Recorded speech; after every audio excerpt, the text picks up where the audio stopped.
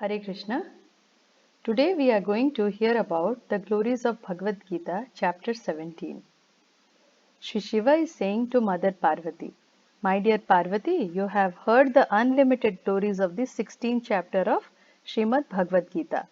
Now kindly hear the nectarian glories of the 17th chapter of Srimad Bhagavad Gita." So there was a king, the king's name was Khadagabahu. He had a son, and that son had a servant by the name Dushasana.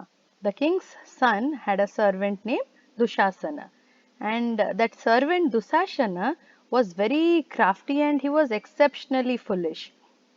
He made a bet with the prince that he could ride the elephant, at which he immediately jumped upon the elephant, and after going a few steps, the people there started requesting him not to ride that dangerous elephant. That elephant was not in a good condition. But he took a bet with the prince and he immediately rode onto that dangerous elephant. As he was very foolish, he started to prod that elephant and he started using strong words to urge him upon. Suddenly that elephant, it became very angry and started to run wildly here and there. Unable to hold on Dushasana, he fell down to the ground. The elephant then stamped on him and Dushasana died. After that, he attained the body of an elephant in Simbaldweep, where he stayed in the king's palace. The king of Simbaldweep was a close friend of King Khadagabahu. One day, King of Simbaldweep decided to send that elephant as a present to his friend King Khadagabahu, who in return presented that elephant to one poet. That poet had actually pleased him with his beautiful poetry, because of which the king thought of presenting the same elephant which he had got as a gift. Then thereafter that poet sold that elephant for 100 gold coins to the king of Malwa. After some time, the elephant contracted a terminal disease when he was with king of Malwa. When the elephant keepers saw that the elephant had stopped eating and drinking, they reported the matter to the king of Malwa.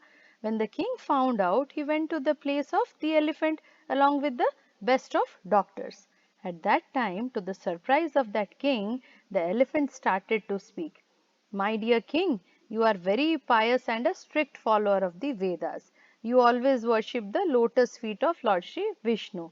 So you should know that at this time these medicines and doctor will be of no use. Neither any kind of charity or sacrifice will help at the time of death. If you really care for me and want to help me, then bring someone who daily recites the 17th chapter of Srimad Bhagavad Gita." This is what the elephant said to the king. So as requested by that elephant, the king brought one great devotee who regularly recited the 17th chapter of Srimad Bhagavad Gita. That devotee, while chanting the 17th chapter, sprinkled water on the elephant, at which time the elephant gave up his elephant body and attained a four-armed form similar to that of Lord Shri Vishnu.